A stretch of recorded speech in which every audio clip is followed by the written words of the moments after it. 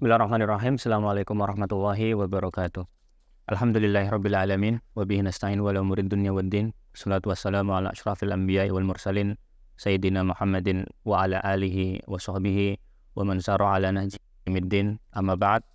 Alhamdulillah atas nikmat yang Allah Subhanahu wa taala karuniakan kepada kita.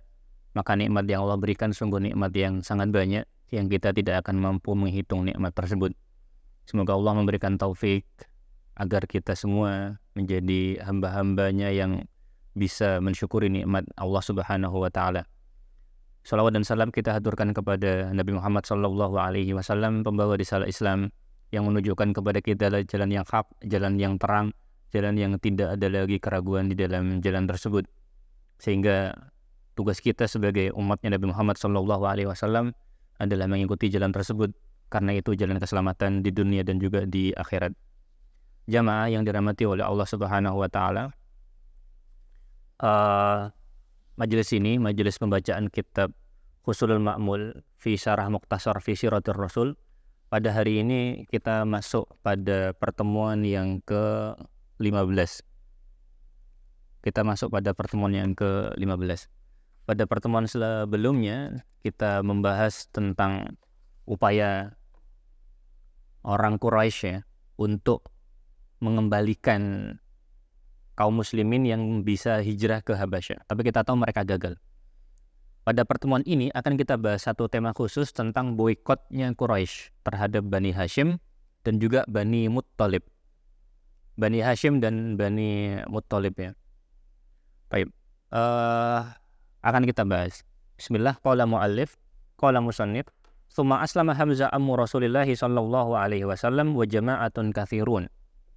Musannif yaitu Ibnu Katsir rahimahullah menyebutkan setelah peristiwa hijrahnya Rasulullah, hijrahnya sebagian kaum muslimin ke Habasyah dan gagalnya upaya Quraisy untuk mengembalikan orang-orang yang hijrah ke Habasyah untuk bisa dikembalikan ke Makkah itu gagal, maka kemudian peristiwa setelahnya adalah masuk Islamnya Hamzah pamannya Rasulullah sallallahu alaihi wasallam wa jama'atun katsirun dan juga jamaah yang banyak.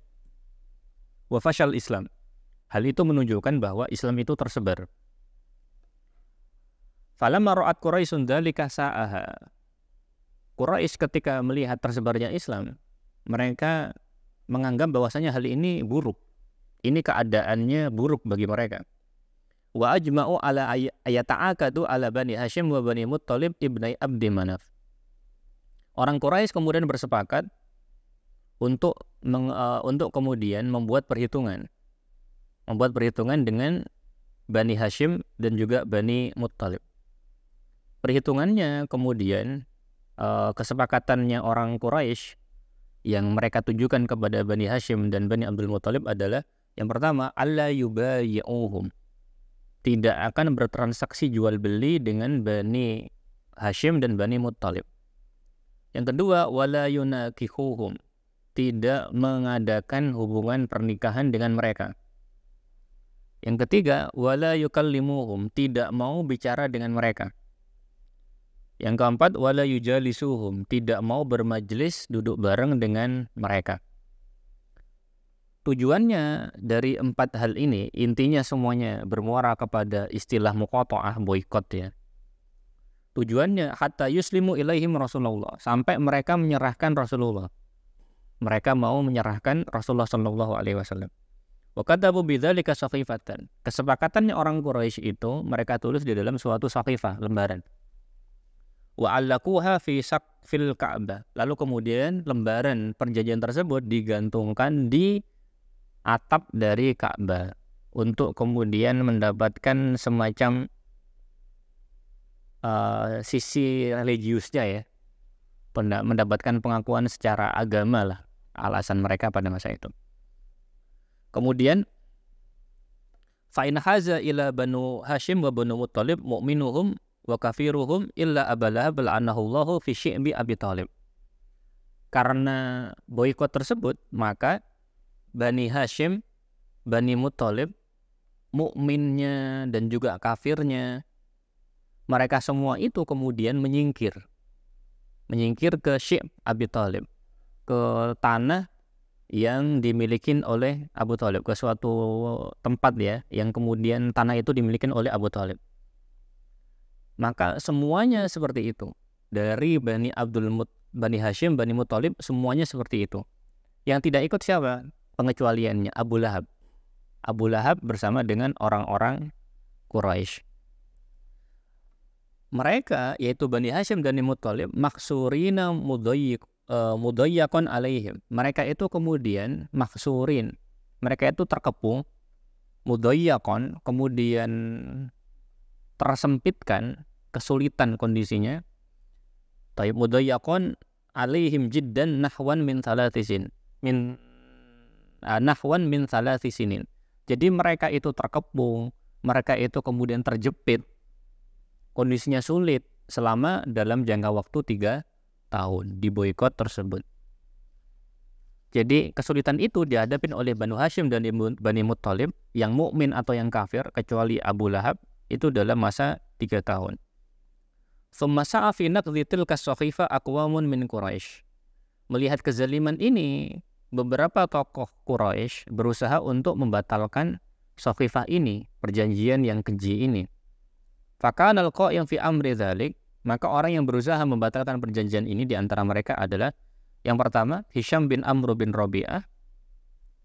Kemudian Hisham ini masya fi dzalika ila Mut'im bin Adi wa jama'atin min Quraisy. Dia datang ke Mut'im bin Adi dan sebagian orang Quraisy.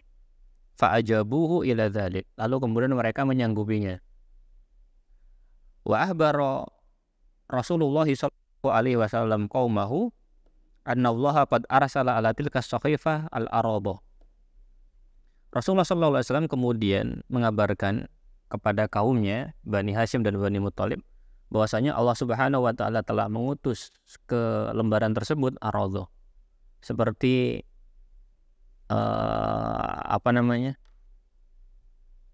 yang makan kayu itu ya. Yang makan kayu? Iya, hewan yang makan kayu itu ya. Jadinya lupa namanya. Jadi ar-radhah itu hewan yang makan kayu, yang melahap kayu itu tadi ya. Bukan lalat ya. Jadi lupa namanya. Jadi itu hewan yang makan kayu-kayu itu tadi. Rayap ya, rayap. Jadi di Allah Subhanahu wa taala mengirimkan rayapnya. Fa'akalat jami'a ma fiha, lalu kemudian rayap ini yang diutus oleh Allah memakan semua sakhifah tersebut, illa dzikrallahi azza wa jalla, kecuali yang kemudian menyebut nama Allah Subhanahu wa taala. Fakana kadzalik, maka kondisinya tetap seperti sedia kala. Tsumma raja'a Banu Hashim wa Banu Muthalib ila Makkah. Dengan rusaknya nota perjanjian tersebut, maka kemudian dengan sendirinya hal itu batal. Perjanjian itu kemudian batal karena bukti perjanjiannya kemudian sudah hilang ya. Wa khasala sulhu bi ragmin min Abi Jahal, dan tercapailah perjanjian damai meskipun kemudian Abu Jahal tidak suka. Amr bin Hisham, di mana Abu Jahal nama aslinya adalah Amr bin Hisham. Wa ittasalal khabar bil ladzina hum bil Habasyah. Lalu kemudian kabar tentang hal ini, kabar tentang kaum muslimin sudah lepas dari hal tersebut, ini tentu saja kabar gembira, dan kabar ini kemudian sampai ke Habasyah. Tapi kemudian kabar yang sampai ke Habasyah ternyata kabarnya adalah anna Quraisyan aslamu, bahwasanya orang Quraisy itu masuk Islam. Kabar yang sampai ke Habasyah. Kita tahu bahwa kenyataannya tidak masuk Islam. Orang Quraisy tidak masuk Islam. Hanya kabarnya memang sampainya seperti itu. Kenyataannya bagaimana? Kenyataannya yang di Mekah bahwa boikot ini terhenti. Sebatas itu saja. Apakah masuk Islam? Tidak. Tapi sayangnya kabar ini yang kemudian sampai ke kaum muslimin yang sudah hijrah ke Habasyah, sehingga mereka salah informasi. Kemudian faqadima Makkah, kaum muslimin yang bisa hijrah ke Habasyah lalu kemudian balik ke Mekah karena salah informasi. Fawajadul bala asyiddah kama kana. Ternyata mereka ketika balik ke Mekah mereka mendapati cobaan yang dihadapi itu tetap sulit, tetap seperti sebelumnya. Fastamaru bi Makkah ila an hajaru ilal Madinah. Maka mereka kemudian tetap di Mekah sampai nanti ada kesempatan untuk hijrah ke Madinah. Sehingga kaum muslimin jamaah yang dirahmati oleh Allah, itu perkataannya Ibnu Katsir terkait dengan boikotnya orang Quraisy. Sekarang kita bahas apa yang disampaikan oleh Dr. Hani Ahmad Fakih. Beliau mengatakan al-kalam alaihi min wujuh. Pembahasan ini tentang boikot bisa dilihat dari beberapa segi. Beliau memberikan komentarnya. Yang pertama, poin yang pertama, muqata'atu Quraisyin li Bani Hashim wa Bani Muttalib awradadha amatu kutubis sirah. Boikot orang Quraisy terhadap Bani Hashim dan Bani Muttalib disebutkan oleh banyak kitab sirah. Ada. Waqad waradat isyarat mukhtasara laha fi Sahih al-Bukhari kama dzakarul Hafidz Ibnu Hajar. Dan isyarat tentang adanya boikot ini itu disebutkan di dalam Sahih Bukhari sebagaimana disebutkan oleh Ibnu Hajar. Ada isyarat ya, tapi memang tidak detail. Tidak detail, isyarat saja. Tapi kemudian tidak diceritakan dengan meluas, itu tidak. Secara isyarat memang ada. Poin yang kedua, wa kana ibtida'u hadhil muqata'ah fi sanati sabi'ah min al-bi'tsah kama dzakara Ibnu Hajar. Menurut Ibnu Hajar, awal mula boikot ini terjadi pada tahun 7 kenabian. Dimulai pada tahun 7 kenabian selama 3 tahun berarti tahun 7 sampai tahun 10 kurang lebih. Kemudian poin yang ketiga, wa amma an asbabil muqata'ah fayumkinu ijmaluha fit tali. Kenapa kemudian boikot ini dilakukan oleh orang Quraisy? Katanya Dr. Hani Ahmad Fakih ada 3 sebab. Yang pertama, sebab pertama, mara'adhu Quraisyun min fashwil Islam fil qabail wa Islamu ba'dil kibar ka Hamzah bin Abdul Muttalib wa Umar bin Khattab. Sebab pertama, jengkelnya Quraisy, mangkalnya Quraisy, marahnya Quraisy karena Islam tersebar. Islam semakin banyak yang memeluk, di antaranya pembesar seperti Hamzah dan juga Umar bin Khattab. Ini sebab pertama. Sebab yang kedua, fashlu Quraisyin fi iqna'i Bani Hashim wa Bani Muttalib fi tafalli an himayatin Nabi sallallahu alaihi wasallam wal mukuf ma'ahu. Sebab yang ketiga, sebab yang kedua, mohon maaf, gagalnya Quraisy untuk meyakinkan Bani Hashim dan Bani Muttalib untuk menyerahkan Muhammad sallallahu alaihi wasallam dan jangan membela mereka. Quraisy gagal melakukan hal tersebut sehingga mereka melakukan upaya yang lebih keras, yaitu dengan pemboikotan ini tadi. Itu sebab yang kedua. Sebab yang ketiga, fashlu Quraisyin fi i'adati man hajara minal muslimina ila ardil Habasyah. Yang ketiga, kegagalan orang Quraisy untuk mengembalikan kaum muslimin yang sudah bisa hijrah ke Habasyah untuk dikembalikan ke Mekah, dan mereka gagal. Ketika mereka gagal, otomatis mereka marah, mereka jengkel. Mereka membuat perhitungan tertentu untuk menyakiti umat Islam dengan harapan umat Islam kemudian ada yang kembali murtad ya. Tentu saja seperti itu. Kemudian fa'ajma'at Quraisyun ala munabadzati Bani Hashim wa Bani Muttalib muslimihim wa kafirihim. 3 hal tersebut katanya Dr. Hani Ahmad Fakih menjadi alasan kenapa orang Quraisy kemudian memusuhi Bani Hashim dan memusuhi Bani Muttalib. Tidak peduli mana yang muslim, tidak peduli mana yang kafir. Pengecualiannya sudah kita sampaikan, Abu Lahab saja. Kemudian kawarokotin dzagata alaihim hatta yusallimu ilaihimun nabiyya sallallahu alaihi wasallam wa yattakhilu an mu'azzaratihi. Katanya Dr. Hani Ahmad Fakih bahwa boikot tersebut sebagai warakatu dzagtin alaihim, sebagai upaya sebagai dokumen upaya untuk menekan, memaksa Bani Hashim dan Bani Muttalib agar mereka menyerahkan Rasulullah dan juga agar mereka tidak lagi melindungi Rasulullah Shallallahu Alaihi Wasallam. Tapi kan Bani Hashim dan Bani Muttalib kan tidak mau menyerahkan Rasulullah, tetap membela Rasulullah, baik yang Muslim atau yang kafir, kecuali Abu Lahab. Poin yang keempat, waqad asaba Bani Hashim wa Bani Muttalib min jarra'il qisar dzikin syadid wa maja'atin 'azimah. Boikot ini menjadikan Bani Hashim dan Bani Muttalib menderita karena pengepungan ini, karena boikot ini, dan mereka sangat kesulitan dan terjadi kelaparan hebat. Falam yakun ya'tihim ta'amun illa khufiyatan min ba'dil muta'atifin. Tidak ada makanan yang bisa sampai ke mereka kecuali dengan sembunyi-sembunyi dari beberapa orang yang simpatik dari orang Quraisy. Betul-betul mereka kesulitan. hatta innahum akalu juludal bahaim wa awraqasy syajar. Saking terpaksanya mereka karena kelaparan, disebutkan bahwa mereka terkadang makan kulitnya hewan dan makan daun-daun dari pepohonan, saking tidak ada makanan lagi.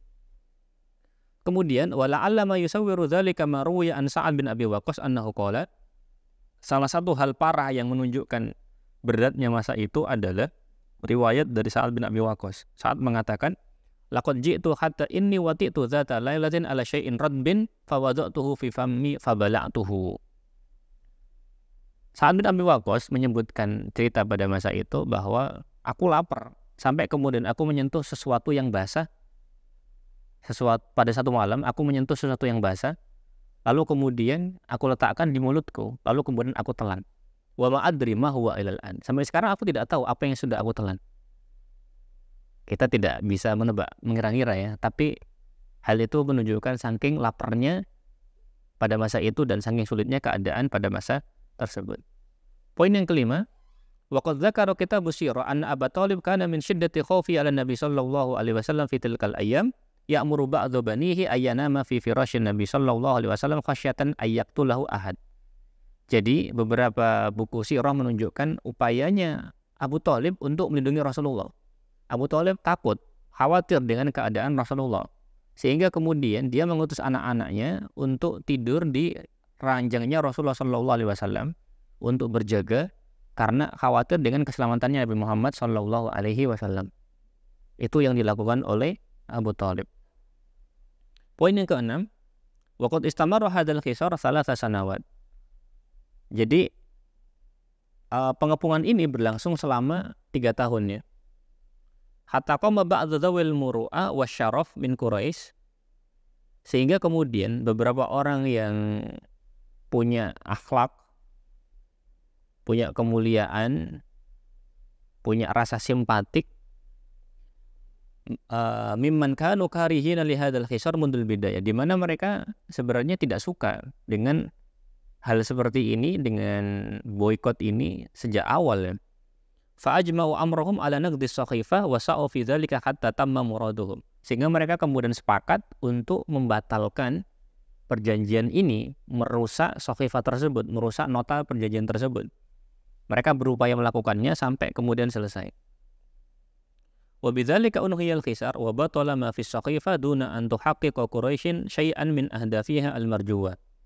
Sehingga dengan upaya tadi, lalu Allah Subhanahu wa taala juga mengirimkan rayap tadi, sehingga pengepungan ini itu kemudian selesai setelah 3 tahun. Dan kemudian isi dari perjanjian tersebut dibatalkan ketika nota perjanjiannya kemudian kita tahu dimakan rayap. Di mana kemudian Quraisy tidak berhasil, tujuannya itu kemudian tidak tercapai. Untuk memaksa orang Bani Hashim dan Bani Muthalib menyerahkan Nabi Muhammad ke mereka, tidak berhasil. Kemudian pada selanjutnya, wa fi mu'azzarati musyrikina Bani Hashim wa Bani Muthalib lin Nabi sallallahu alaihi wasallam wa fi wuqufihim ma'ahu fi sanawatil khisar dalilun ala anna al-mujtama' ghairu muslimah la tahlu min ahli asy-syaim. Jadi sebagian dukungan dari orang musyrik terhadap Bani Hashim dan terhadap Bani Muthalib, dan upayanya Bani Hashim dan Bani Muthalib melindungi Rasulullah sallallahu alaihi wasallam. Sekali lagi mohon maaf. Jadi dukungan dari Bani Hashim dan Bani Muthalib tidak peduli di situ muslim atau kafir, karena di Bani Hashim dan Bani Muthalib pada waktu itu masih ada yang belum masuk Islam dan mereka sama-sama ikut diboikot ya. Hal itu menunjukkan bahwa bisa jadi masyarakat yang belum Islam itu tidak pernah kosong. Tidak pernah kosong dalam artian ada saja yang ahlus syaim wal muru'ah. Ada saja orang-orang yang punya akhlak baik dan punya kemudian muru'ah, punya etika ya. Punya akhlak dan punya etika dari orang-orang kafir bisa saja. Alladzina yumkinu lil muslim al-iftima' bihim, yang bisa jadi umat Islam itu bisa berlindung kepada mereka, bisa kemudian bekerja sama dengan mereka untuk melindungi umat Islam. Wal ifada minhum ayyam asyada'id wal mihan, dan memanfaatkan, bisa mengambil manfaat dari mereka ya. Bisa berlindung dari mereka, bisa mengambil manfaat dari mereka dalam kondisi sulit dan juga dalam kondisi cobaan. Mirip seperti misalkan kasusnya Najasyi, karena Najasyi ketika menerima kaum muslimin, kan dia belum beriman. Belum beriman ya. Kapan masuk Islamnya Najasyi, kita tidak bisa memastikan. Karena kita pribadi belum dapat riwayat khusus yang membahas tentang kapan masuk Islamnya Najasyi. Kita tahu Najasyi ketika awal pertama menerima kaum muslimin yang hijrah ke sana, itu kan dalam kondisi kafir. Yang pasti ketika Najasyi meninggal, dia sudah muslim. Masuk Islamnya sejak kapan, kita tidak berani memastikan. Karena itu tetap ada saja orang-orang yang kemudian peduli, tetap saja ada orang yang simpatik, meskipun mereka kafir, tetap saja ada orang yang simpatik ya. Baik. Kemudian poin yang ke-8, walam yansan Nabi sallallahu alaihi wasallam ma'rufal ladzina waqafu ma'ahu fi hadhihi adh-dha'iqah. Rasulullah tidak lupa dengan kebaikan dari orang-orang yang membela Rasulullah sallallahu alaihi wasallam dalam kesempitan ini. Rasulullah sallallahu alaihi wasallam tidak lupa. Kalau dalam peribahasa kita, kacang tidak lupa dengan kulitnya. Rasulullah ingat dengan jasa orang-orang yang sudah membantunya. Beliau lanjutkan, fa fi ghazwati Badrin naha an qatli Abil Bahtari ibn Hisham wa kana musyrikan. Pada perang Badar, Rasulullah sallallahu alaihi wasallam melarang untuk membunuh Abul Bahtari ibnu Hisham. Padahal dia musyrik. Lamma lahu min mawaqif musyrifah fi sa'yi li naqdi sakhifati Quraisy. Kenapa kemudian Rasulullah melarang untuk membunuh Abul Bahtari bin Hisham? Karena Abul Bahtari bin Hisham ini punya peran mulia dalam peristiwa ini, karena dia yang berusaha untuk membatalkan perjanjian pemboikotan terhadap Bani Hashim dan Bani Muttalib tersebut. Sehingga Rasulullah melarang untuk membunuhnya. Poin yang ke-9, wa kadzalika indama qasama Nabi sallallahu alaihi wasallam ghanaim Khaibar atau Bani Muttalib minal khumus ma'a Bani Hashim. Begitu juga ketika pembagian ghanimah dalam perang Khaibar, Rasulullah memberikan kepada Bani Muttalib dan juga Bani Hashim itu dari khumus, dari 1/5 ya, yang untuk mereka, untuk kalangan ini ya, Bani Hashim dan Bani Muttalib. Walam yu'ti abna'a ammihim min Bani Naufal wa Bani Abdus Syams. Sedangkan Bani Naufal dan Bani Abdus Syams itu tidak diberi. Padahal Bani Naufal dan Bani Abdus Syams itu keduanya sama-sama Bani Abdul Manaf. Karena Bani Abdul Manaf secara umum kan ada 4. Bani Naufal, Bani Abdus Syams, Bani Muttalib, dan juga Bani Hashim. Yang didapat bagian dari humus itu hanya Bani Hashim dan Bani Muttalib. Sedangkan Bani Naufal dan Bani Abdul Syams itu tidak dikasih. Wa inda wakila lahu fi dzalika qala, ketika dikatakan kepada Rasulullah, kok bisa yang dikasih hanya Bani Hashim dan Bani Muttalib, Bani Naufal dan Bani Abdul Syams kenapa tidak dikasih? Rasulullah mengatakan, inna wa Banu Muttalib la naftariku fi jahiliyah wal Islam. Kami, maksudnya Bani Hashim, wa Banu Muttalib dan juga Bani Muttalib, kami itu tidak terpecah pada masa jahiliyah, begitu juga dalam masa Islam. Baik.